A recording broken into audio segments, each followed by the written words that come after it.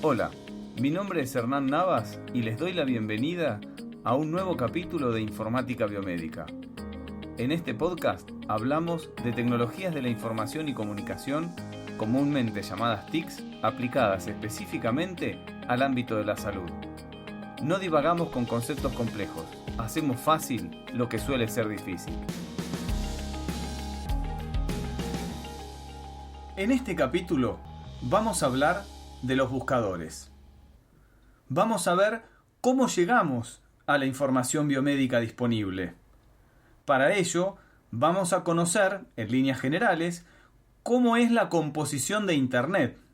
Vamos a conocer cuáles son las características principales de los navegadores. Vamos a ver qué son y cómo trabajan los diferentes buscadores. Vamos a conocer el proceso de indexación de la información. Y vamos a hablar del patrón de las búsquedas. Vamos a hablar del señor Google.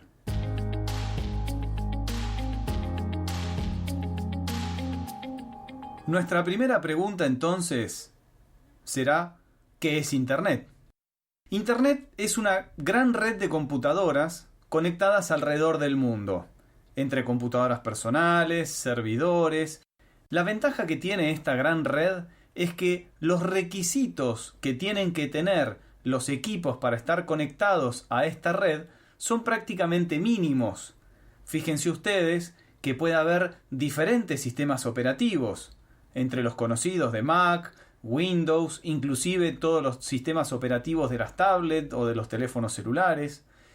La parte de los fierros, el hardware también puede ser diferente. Hay una sola característica que tienen que compartir en líneas generales, siempre hablando en líneas generales, que es el protocolo de comunicación. Pueden cambiar y pueden diferir en muchas cosas, pero el protocolo de comunicación es uno solo, que es el conocido como TCP/IP. Este protocolo TCP/IP fue desarrollado en la década del 70, implementado en la red ARPANET, desarrollada por encargo del Departamento de Defensa de Estados Unidos, y que fue, de alguna manera, esta ARPANET uno de los inicios o de los precursores de Internet. Estoy seguro que alguna vez cuando se conectaron a Internet tuvieron algún tipo de contacto con esto de la dirección IP. O lo vieron ustedes, o les apareció reflejado en alguna página, o quizás llamando al soporte técnico del proveedor de Internet, pero seguramente tuvieron contacto y conocieron alguna vez esto de la dirección IP. ¿Qué es la dirección IP? Es justamente la forma de identificar dentro de la red a ese equipo que está conectado, que está encendido, que está funcionando y que está de alguna manera consumiendo y compartiendo información. Esa dirección IP es la localización de nuestro dispositivo o de ese dispositivo dentro de Internet, dentro de la red. Si bien no es exactamente igual a lo que hemos visto hoy porque ha evolucionado a lo largo de los años, podríamos decir que la web inicia en la década del 90, porque previo a la década del 90 estaba limitado solamente al ambiente académico, al ambiente universitario, y a partir de la década del 90 es cuando comienza el uso de Internet por parte de usuarios que no eran ni académicos, ni científicos, ni gubernamentales. ¿Alguien sabe cómo se conecta Argentina a Internet? Argentina se conecta, como muchos países, por supuesto, a partir de la red terrestre de fibra óptica, con países limítrofes como Paraguay, como Brasil, Chile, por ejemplo. Pero además de esta red terrestre de fibra óptica, existen unos tendidos submarinos de cables de fibra óptica que conectan o interconectan los continentes. En nuestro país, en Argentina, ese punto, ese nodo, esa entrada y salida a Internet se encuentra en la provincia de Buenos Aires, específicamente en la ciudad de Las Toninas.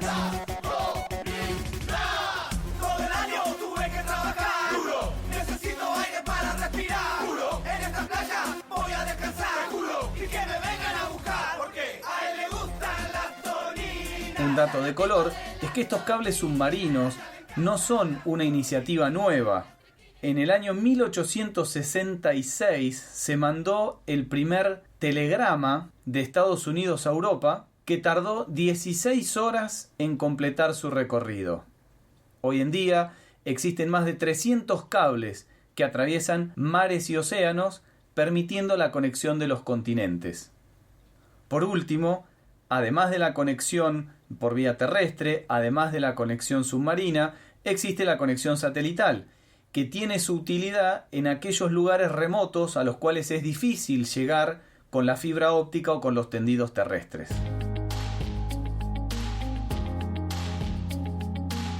Si miramos debajo del capot de Internet, vamos a ver que la web no es el único servicio que existe. Existen otros servicios que también usamos frecuentemente. Por ejemplo, el correo electrónico, por ejemplo, la transmisión de archivos de punto a punto, por ejemplo, las conversaciones en línea mediante los chats, la mensajería instantánea, la transmisión de contenido o comunicación multimedia, el acceso remoto a otros dispositivos y algo por ahí no tan usado que son los boletines electrónicos.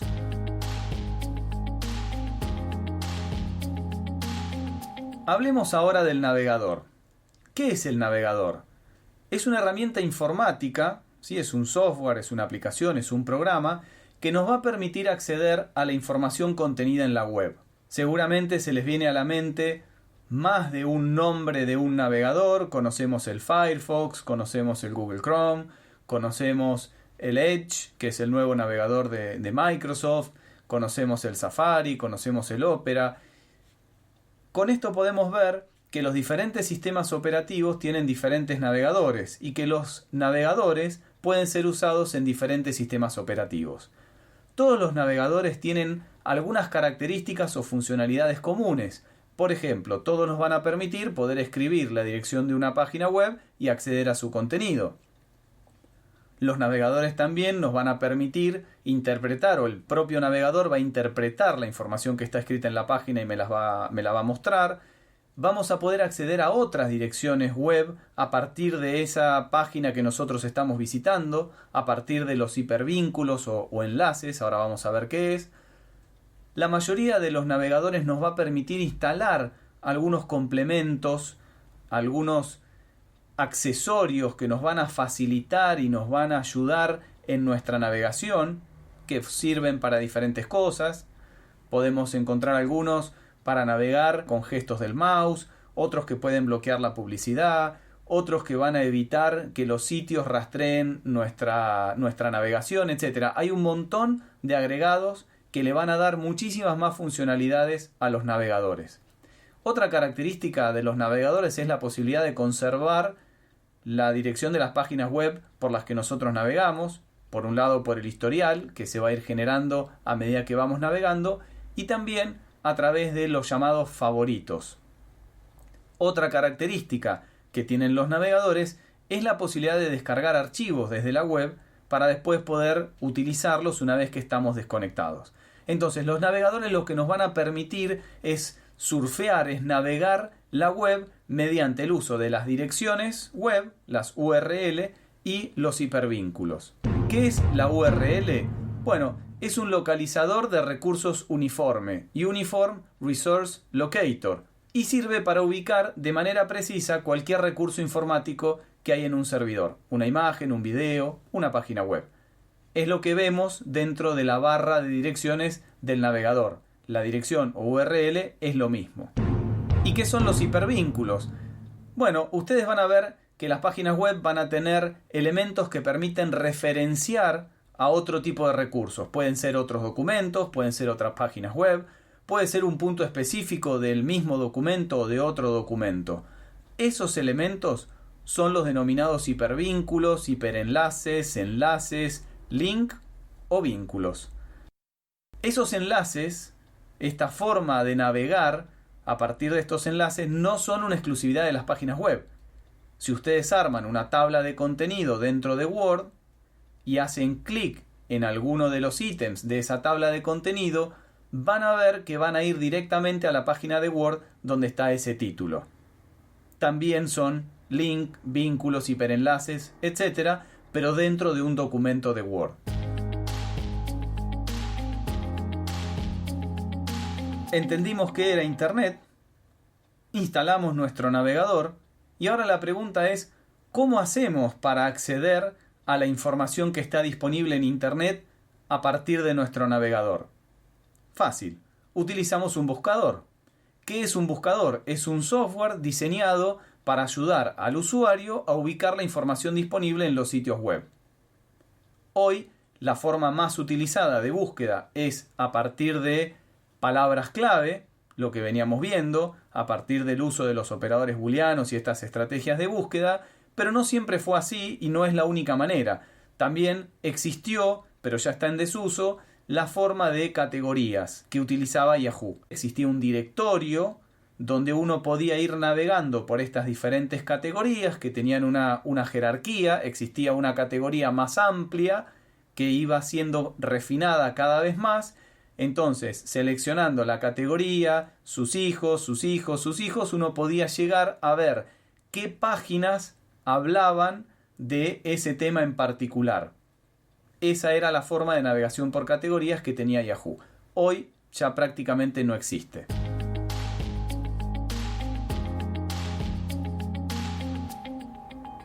Para hablar algunas palabras de la historia de los buscadores, vamos a decir que el primer buscador aparece en el año 1994 y se llamaba Web Crawler. Indexaba las páginas de forma completa y permitía a los usuarios la búsqueda por palabras.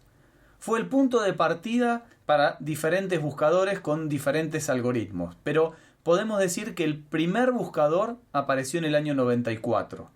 A partir de ahí empiezan a surgir nuevos buscadores.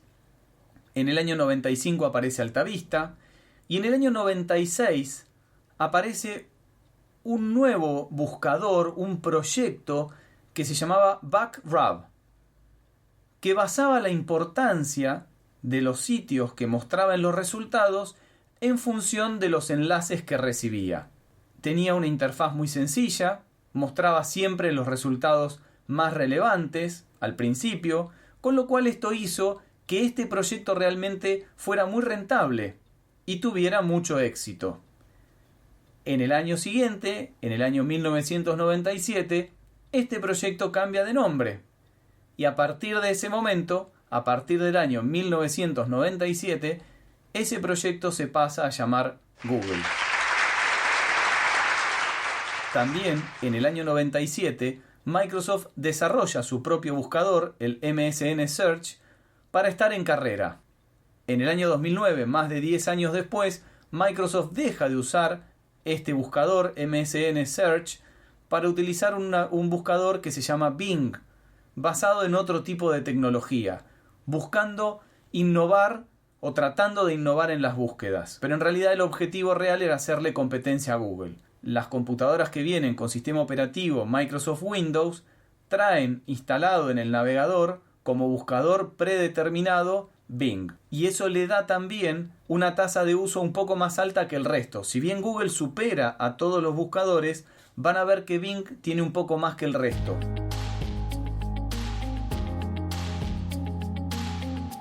Ahora vamos a responder a la pregunta: ¿cómo funciona un buscador? ¿Cómo hace un buscador para encontrar la información? Tiene que trabajar antes de la búsqueda. Hay mucha tarea previa del buscador antes de que nosotros escribamos nuestra estrategia de búsqueda. El buscador tiene unas arañas, tiene unos robots que recorren la web. Se lo denominan arañas porque precisamente lo que hacen es, a partir de una página web, comenzar a recorrer la página entera, por supuesto, y todos los enlaces que esa página tenga. Al llegar a la otra página, van a recorrer esa nueva página y van a seguir todos los enlaces que esa página tiene. Y así se van multiplicando y van recorriendo la web a partir de los enlaces, a partir de los hipervínculos que comentábamos al principio. Entonces, estos programas se los denominan arañas porque recorren la web armando una verdadera tela de araña, enlazando las diferentes páginas web. ¿Qué hacen estos robots? ¿Qué hacen estas arañas cuando llegan a una página web? buscan la información, van buscando las palabras que tiene cada una de esas páginas y van tomando nota de las palabras que cada una de estas páginas contiene. Una vez que las arañas recorren la web y completan su tarea, lo que van haciendo es almacenando la información que encontraron. Lo que van a hacer es armar un índice, tal como habíamos visto en los libros. Funciona de la misma manera. El índice que generan estos robots de manera automática tiene el mismo uso que el índice generado en un documento, como habíamos visto en Word. Los índices pueden ser creados de manera automática o de manera manual, pero el objetivo es el mismo, es a partir de una palabra clave saber dónde está ubicada esa palabra clave en un documento o en las diferentes páginas web.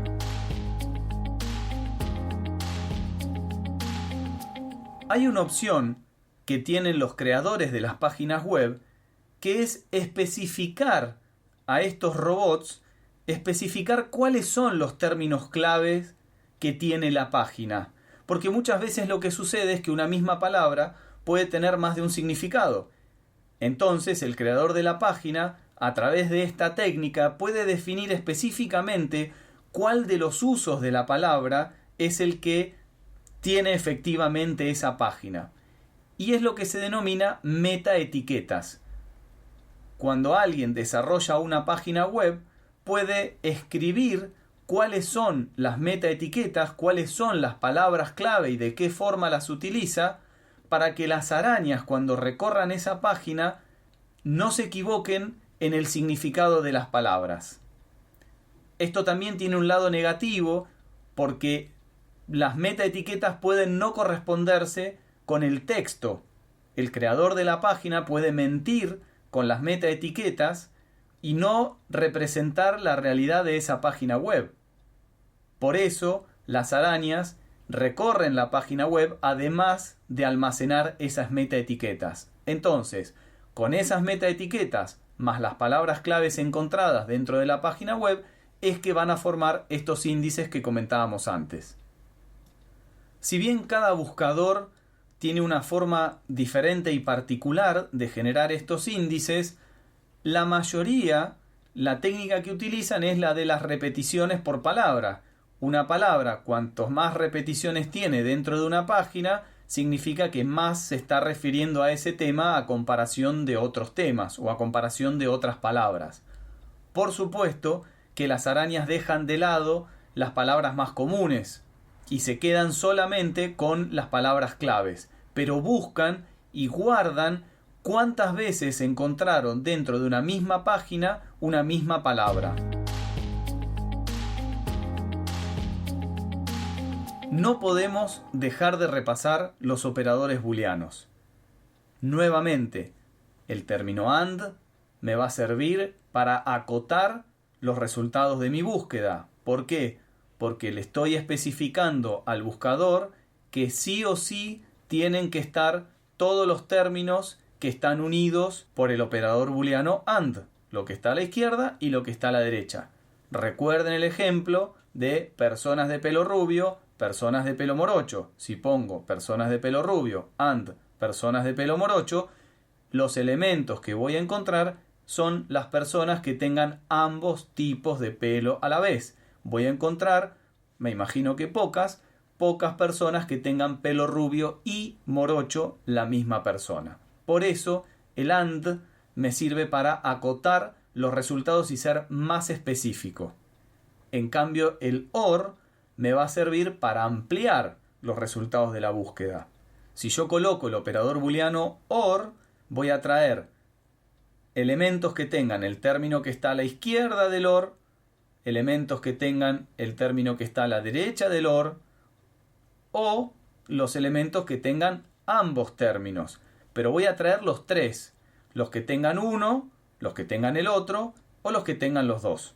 Por eso me sirve para ampliar la búsqueda. Y el NOT me va a servir para excluir términos. Si yo algún término no quiero que aparezca dentro de mis resultados, voy a escribir el operador booleano NOT antes de ese término. Entonces, también de alguna manera es restrictivo porque voy a obtener menor cantidad de resultados al especificarle al buscador que hay una determinada palabra, un determinado término que no queremos que se busque.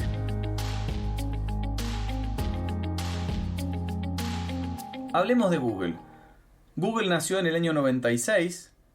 Es un poderosísimo sistema de búsqueda que nos va a permitir encontrar rápida y fácilmente cualquier información que esté disponible en Internet desde cualquier lugar del mundo. Una de las características particulares que tiene este buscador es la función que utiliza para mostrar los resultados, que se llama PageRank.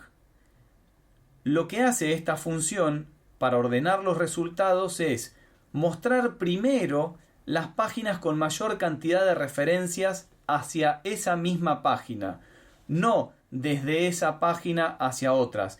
No nos sirve a nosotros tener una página web que direccione a nuestros usuarios a miles de otras páginas para estar mejor posicionados en Google, sino todo lo contrario.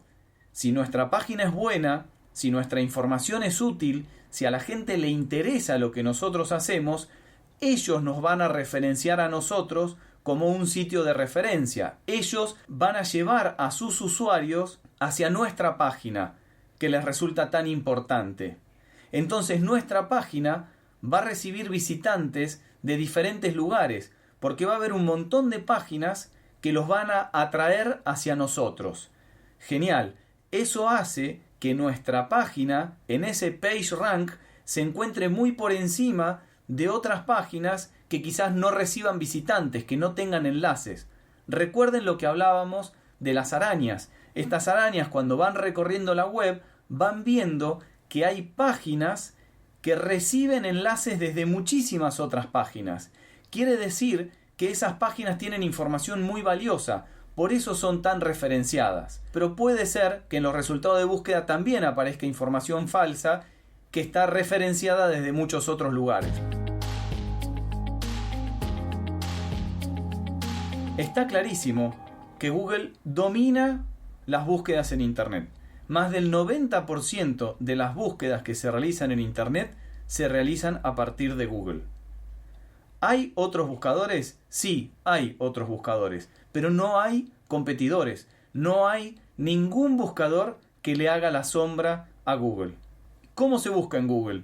Fácil. En el casillero de búsqueda de Google se escriben los términos, se hace clic en buscar y voilà, Google hace su magia. Tengan en cuenta que Google va a descartar en nuestra búsqueda, va a descartar automáticamente en nuestra búsqueda palabras que sean muy comunes. No va a distinguir entre mayúsculas y minúsculas.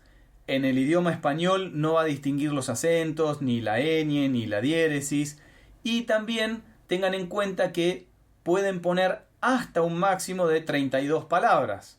Digamos que es suficiente como para poder armar una estrategia de búsqueda, tanto buena como mala, pero hasta 32 palabras. Y otro detalle es, no hace falta colocar el operador booleano AND entre las palabras. Yo puedo escribir la oración completa, puedo colocar todos los términos de la búsqueda uno al lado del otro sin necesidad de colocar el AND. Pero si alguno de los términos yo lo quisiera excluir, sí debo colocar el NOT. Si alguno de los términos quiero buscar uno u otro o los dos, tendré que poner el OR. El único operador booleano que no voy a utilizar en las búsquedas de Google es el operador booleano AND. Para nombrarles otros buscadores, hubo uno que ya se los comenté previamente, hubo dos que les comenté previamente. Uno es Bing, que es el buscador de Microsoft. Otro de los buscadores que podemos encontrar es Yahoo.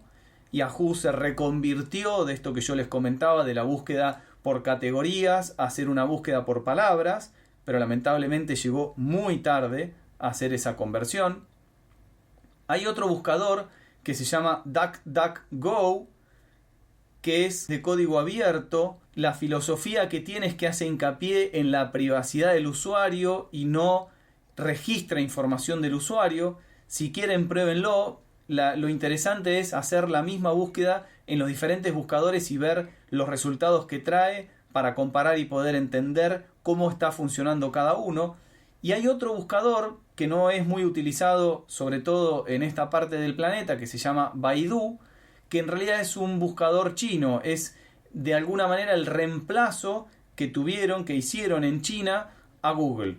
Recordemos que en China todos los servicios de Google están bloqueados, entonces es por eso que surge este otro navegador que también podría tener muchísimo más uso, dado que la población china es muy grande, pero de vuelta, todo el mundo, el 90% de las búsquedas que se realizan en Internet se realizan con Google, con lo cual Baidu no llega a generarle competencia a Google, más allá de la cantidad de usuarios que pueda tener dentro de China. Fuera de China no lo usa nadie. ¿Hay algo más? Además de los buscadores, además de todos los buscadores que vimos. Trivago te ayuda a comparar los precios de más de 700,000 hoteles en más de 175 páginas web. Sí, hay un elemento más en esta cuenta, en este juego, que son los metabuscadores.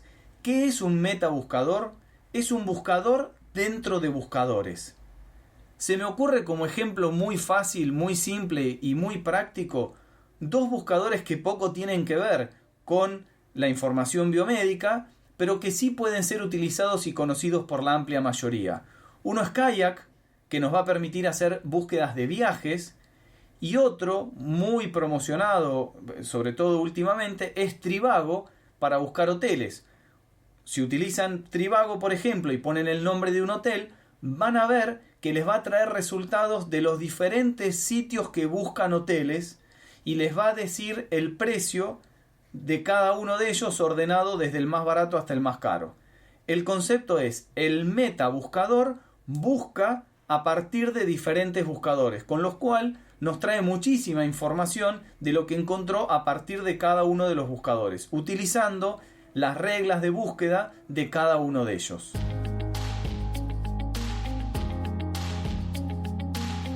Para cerrar entonces, en este capítulo hablamos de Internet, vimos qué era Internet, esa red de redes, con todos esos dispositivos conectados. Entendimos que necesitábamos de un navegador para poder recorrer la web, que la recorríamos a partir de las URL o las direcciones que tenían esas páginas web y a partir de los hipervínculos que me llevaban de una página a la otra, que necesitábamos de un buscador, que era un software, que era un programa que nos permitía encontrar la información que estaba dentro de Internet. Nos preguntamos cómo funcionaban los buscadores y vimos que a partir de unos programas llamados spiders o arañas, estos buscadores, antes de que yo buscara información, rastreaban por millones de páginas y recorrían los enlaces y analizaban las páginas e iban capturando las palabras clave de estas páginas para generar índices. Vimos también que los propios usuarios o diseñadores de las páginas podían especificar estos términos clave de cada una de las páginas, que eran las metaetiquetas, para que se indexen o para que se generen los índices de manera correcta. Repasamos los operadores booleanos, dijimos que el AND me va a servir para acotar los resultados de búsqueda, porque voy a buscar elementos que cumplan necesariamente con ambas características. El operador booleano OR, que me servía para ampliar los resultados de búsqueda, porque voy a buscar con los elementos que tengan una característica, otra característica o las dos, y que el NOT me iba a permitir excluir términos de una búsqueda. Hablamos de Google, dijimos que es el buscador por excelencia, que no hay nadie, no hay ningún buscador que le pueda hacer siquiera sombra a Google. Dijimos que la forma que tiene Google de mostrar los resultados se basa en un puntaje que le asigna a cada página web a partir del PageRank, que son las referencias que recibe una página. Dijimos también, dentro de las características del buscador, que va a ignorar palabras o caracteres comunes, que no va a distinguir entre mayúsculas y minúsculas, que la versión en español no distingue los acentos ni la ñ, que podemos incluir hasta 32 palabras en una búsqueda. Dijimos también que el operador booleano AND está implícitamente en los términos que nosotros pongamos dentro de Google. Dijimos y comentamos que existen otros buscadores que realmente no son competencia para Google, como por ejemplo Bing, Yahoo, DuckDuckGo, Baidu, pero dijimos que ninguno de esos llega a siquiera robarle un poco del porcentaje de las búsquedas que se hacen en Internet. Y por último hablamos de los metabuscadores, de los buscadores de buscadores, esta posibilidad de poder lanzar varias búsquedas en simultáneo en diferentes buscadores. Y les comentaba que uno de los sitios más conocidos, aunque no sean de información biomédica, es Trivago, que me va a permitir a mí buscar el precio de un hotel, el precio de la noche de un hotel, desde un solo buscador, pero en realidad como si estuviera buscando en múltiples buscadores al mismo tiempo, y me va a traer los resultados y me va a comparar los precios encontrados en todos estos buscadores para que yo elija el que yo quiera. En el próximo podcast le vamos a sacar el jugo a Google, lo vamos a exprimir. ¿Puedo buscar palabras solamente en el título de las páginas web? ¿Puedo buscar solamente por un autor un libro?